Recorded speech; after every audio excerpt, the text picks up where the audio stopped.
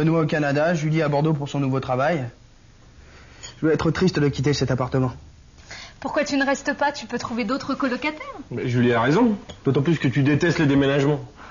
Ça, c'est pas grave. Si je trouve quelque chose avant ton départ, tu pourras toujours me donner un coup de main.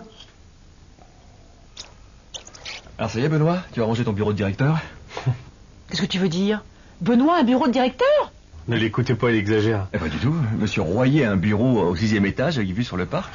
Juste à côté de la salle de réunion, en face du bureau de monsieur Joubert, notre PDG. Oh bah je veux voir ça. On y va tout de suite. Bon, si vous voulez le voir.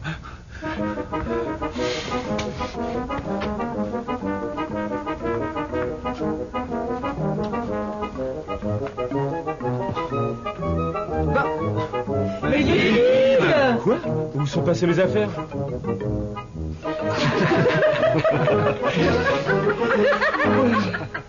Et toi, Julie, c'est d'accord pour ce studio à Bordeaux? Oui, mais il n'est pas dans Bordeaux, il est en banlieue. Ça va pas être facile pour ton travail. Faut se déplacer quand on est responsable d'achat. Maman me donne sa voiture. Elle est gentille, maman. Et les passages piétons à Bordeaux? Dis donc, tu dépasses pas un peu? À peine. Et arrête de me critiquer, je me garais très bien en marche arrière quand je préparais mon permis. Oui, le moniteur était sûrement sous le charme.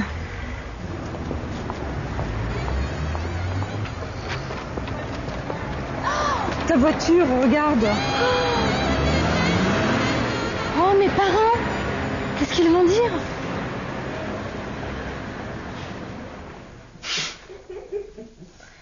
C'est ça, moquez-vous de moi, comme si vous étiez des champions du volant. Du volant, non, mais du sport, certainement. Demande à Pascal.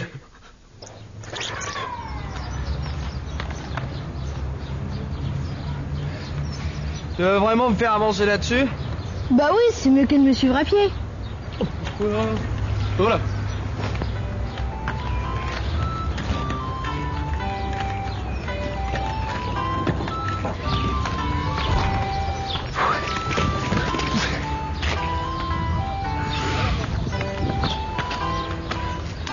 Tu trouves vraiment ça moins fatigant que la marche à pied?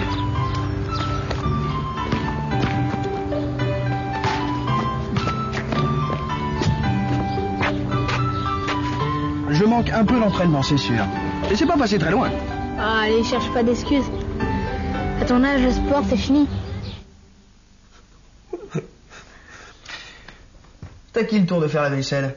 À Benoît. Ah non, je l'ai fait hier. C'est à toi? Mais non, avant-hier, j'ai remplacé Pascal, qui t'a remplacé la semaine dernière et qui... Ah, excusez-moi.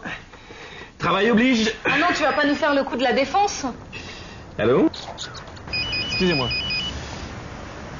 Allô? 20 000 personnes habitent ici, dans cette partie qu'on appelle... Oui? Les boutiques et les cafés que vous avez vus attirent beaucoup de monde. Je vais m'énerver. Oui? En chemin, je vais téléphoner à Richard et nous prendrons rendez-vous avec lui. Et qu'est-ce qui se passe? La batterie est déjà déchargée? J'ai peut-être lu le mode d'emploi trop vite. Ne vous inquiétez pas, nous ne sommes pas coupés du reste du monde.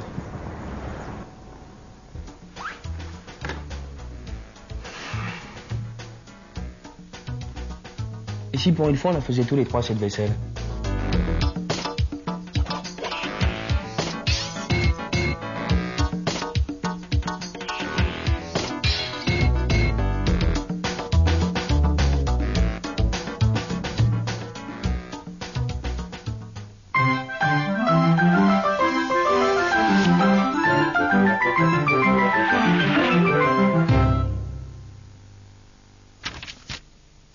Bonjour. Nous continuons notre test. Rappelez-vous, appuyez sur pause pour répondre et sur lecture pour continuer. Premier exercice. Quel est cet endroit de Paris? Appuyez sur pause.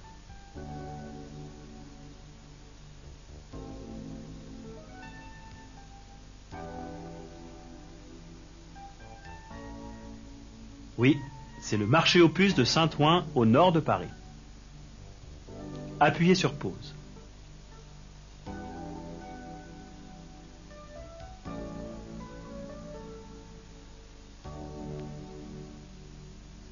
C'est le parvis de la Défense. Appuyez sur pause.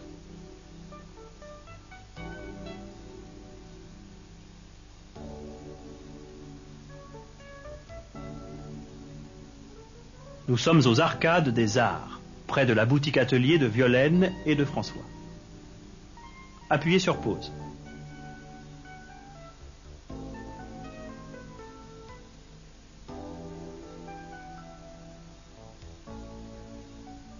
Voilà le marché Mouffetard où il est très agréable de faire ses courses. Un dernier test. Dites comment les personnages se comportent.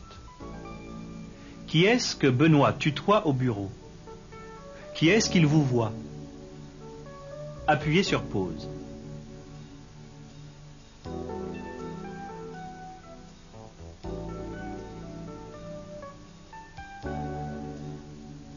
Il tutoie ses collègues.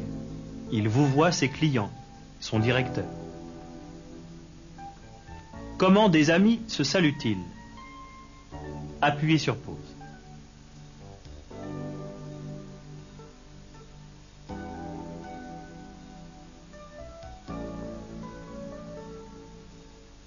Ils se serrent la main ou ils s'embrassent. Que prennent les Français au petit déjeuner? Appuyez sur pause.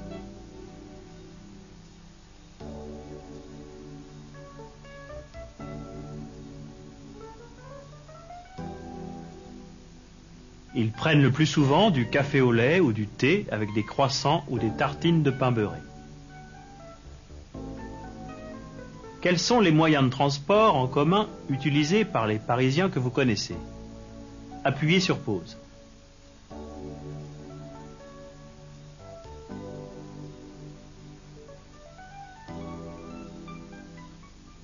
Ils prennent le métro ou l'autobus. Et vous, quel moyen de transport prendrez-vous pour venir en France? Nous vous attendons. Au revoir et à bientôt.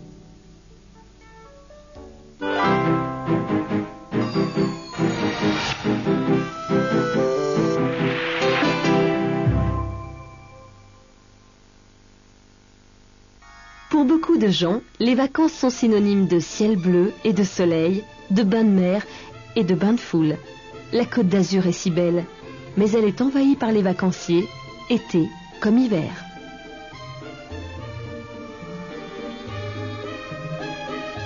Et la Corse alors, avec ses magnifiques plages et ses vieux villages. Ces plages et ces montagnes sont de plus en plus fréquentées et il sera bientôt difficile d'y trouver la solitude. Mais pour ceux qui préfèrent le calme et la tranquillité au bruit de la foule, il existe d'autres destinations.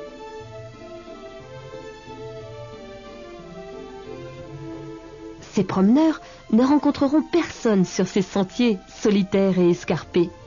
La vue sur la campagne est splendide.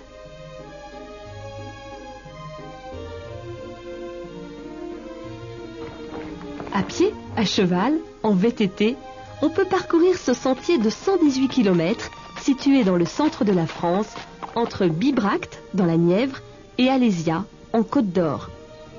Les randonneurs le prennent pour retrouver la vraie nature. Ils peuvent s'arrêter pour dîner et dormir dans des fermes accueillantes et passer une soirée avec les habitants. La randonnée est très pittoresque. Le sentier traverse de vieux villages. Ces lieux ont peu changé depuis des siècles.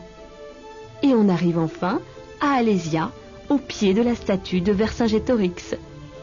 Où que vous alliez, bonnes vacances à tous.